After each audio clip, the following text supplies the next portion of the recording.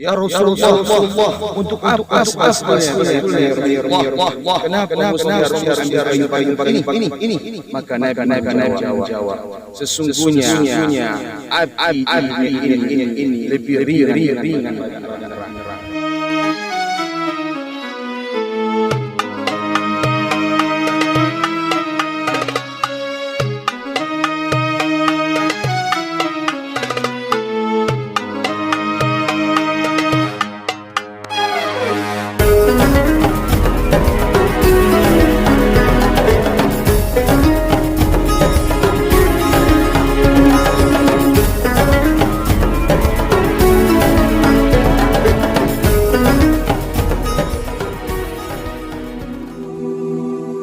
Bismillahirrahmanirrahim. Assalamualaikum warahmatullahi wabarakatuh.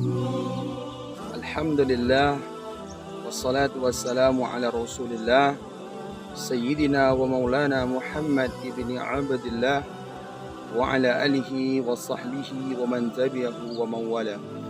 Asyhadu an la ilaha illallah wahdahu la syarika lah wa asyhadu anna Muhammadan abduhu wa rasuluhu la nabiyya ba'dah. Allahumma salli wa sallim wa barik ala Sayyidina Muhammad wa ala alihi wa sahbihi wa man tabi'ahu bi ihsani ila yaumiddin. Subhanaka la ilma lana illa ma 'allamtana innaka antal alimul hakim. Rabbi ishrah li sadri wa yassir li amri wahlul 'uqdatam min lisani yafqahu qawli. Hadirin hadirat dimanapun Anda berada, kembali kita bersyukur kepada Allah Subhanahu wa Ta'ala, yang mana Allah senantiasa melimpahkan rahmat, karunia, taufik dan hidayah kepada kita bersama, sehingga dengan itu yang Allah berikan kepada kita, berikan badan yang sehat, berikan tulang yang kokoh, sehingga kita mampu meningkatkan rasa iman dan takwa kepada Allah Subhanahu wa Ta'ala. Tidak ada kata kita sampaikan kecuali bersyukur dengan mengucapkan Alhamdulillahi Rabbil Alamin. Selawat sampaikan salam kita sampaikan buat Nabi besar Muhammad sallallahu alaihi wasallam dengan ucapan Allahumma salli ala Sayyidina Muhammad wa ala ali Sayyidina Muhammad. Assalamu alayka ya Rasulullah, assalamu alayka ya Habibullah. Mudah-mudahan yang kita selalu senantiasa berselawat kepada beliau, kita mendapatkan syafaatnya di yaumil akhirat besok. Amin ya rabbal alamin. Hadirin dimanapun Anda berada, pada kesempatan hari ini saya ingin menyampaikan satu kisah pada masa Nabi besar Muhammad sallallahu alaihi wasallam. Ada seorang pria, dia bernama Alqamah, seorang laki-laki yang soleh.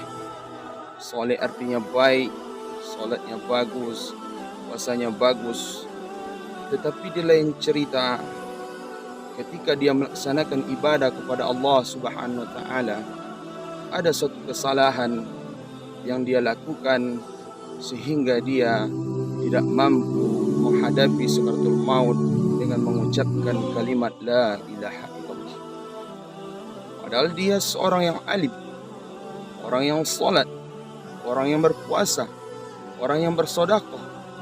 Tapi timbul pertanyaan, apa sebetulnya kesalahan yang dilakukan oleh Alqamah? Cerita ini diriwayatkan oleh para sahabat bernama Amr, Bilal dan Su'aib.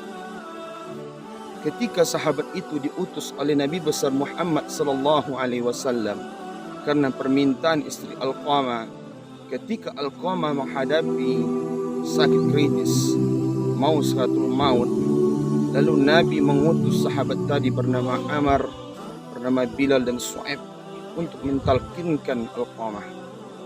Tapi sayang seribu sayang, malang tak dapat ditolak, untung tak dapat diraih. Ternyata Alqamah tidak mampu mengucapkan la ilaha illallah. Bertanya-tanya para sahabat, bertanya-tanya masyarakat semuanya, apa sebetulnya kesalahan yang dilakukan oleh Alqamah? Padahal Alqamah adalah orang yang beriman, orang yang saleh, orang yang rajin salat, bersedekah dan berpuasa. Lalu Nabi bertanya kepada sahabat, wahai sahabat, apakah ibu Alqamah ini masih hidup? Maka sahabat menjawab, masih ya Rasulullah. Maka Nabi berkata kepada sahabatnya, wahai sahabatku, tunjukkan kepadaku, bawa aku ke rumah ibu Alqamah. Maka Nabi pun pergi ke rumah ibu Alqamah. Lalu ketika sampai ke rumah ibu Alqamah berkata kepada Nabi besar Muhammad sallallahu alaihi wasallam, ya Habibullah, wahai kekasih Allah, tidak wajar engkau menyenguk aku di sini. Sebetulnya akulah yang harus menyenguk engkau. Tetapi Nabi menjawab kepada ibu Alqamah, sebetulnya saya datang ke sini ingin mempertanyakan satu pertanyaan. Masyarakat pun Bunda Gulana merasa heran, sahabat pun merasa heran. Alqamah adalah seorang yang rajin beribadah, rajin salat, orang yang saleh. Tapi kenapa dia tidak mampu mengucapkan 2 kalimat syahadat? Lalu ibunya menjawab, ya Rasulullah, Alqamah memang orang yang saleh. Alqamah memang orang yang rajin salat. Alqamah memang orang yang rajin bersedekah. Tapi kesalahan Alqamah itu yang membuat hati saya hancur, yang membuat hati saya tidak ridho dia kepada Allah Subhanahu wa taala. Lalu Nabi bertanya kepada ibu Alqamah, apa sebetulnya kesalahan Alqamah tersebut? Masya Allah, tabarakallah. Ibu Alqamah pun menjawab bahwa Alqamah lebih mementingkan istrinya daripada saya.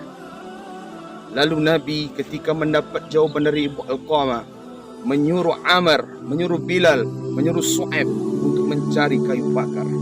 Lalu ketika diperintahkan para sahabatnya, ibu Alqamah bertanya kepada Rasulullah, ya Rasulullah, untuk apa sebetulnya kayu ini ya Rasulullah? Kenapa mesti harus diambil kayu bakar ini? Maka Nabi menjawab, sesungguhnya api di dunia ini lebih ringan daripada api neraka. Saya tidak ingin Alqamah merasakan begitu panasnya api neraka. Lebih baik dia menanggung panasnya api di dunia. Tapi begitulah sifat seorang ibu. Ibu yang memiliki kasih sayang kepada anak, seperti apapun kesalahan anak kepada dia, pasti dia maafkan. Lalu ibunya pun menangis, meneteskan air mata. Lalu ibunya pun memaafkan Alqamah. Lalu ketika mendapatkan maaf dari Alqamah tersebut, maka Alqamah dapat mengucapkan la ilaha illallah Muhammadar Rasulullah sallallahu alaihi wasallam. Apa yang dapat kita petik dari cerita ini? Bahwa kita hidup di atas dunia ini mesti berbakti kepada kedua orang tua. Sebagaimana dikatakan oleh Allah Subhanahu wa taala dalam Al-Qur'an, "Rabbuka alla ta'budu illa iyyahu biwalidaini ihsana."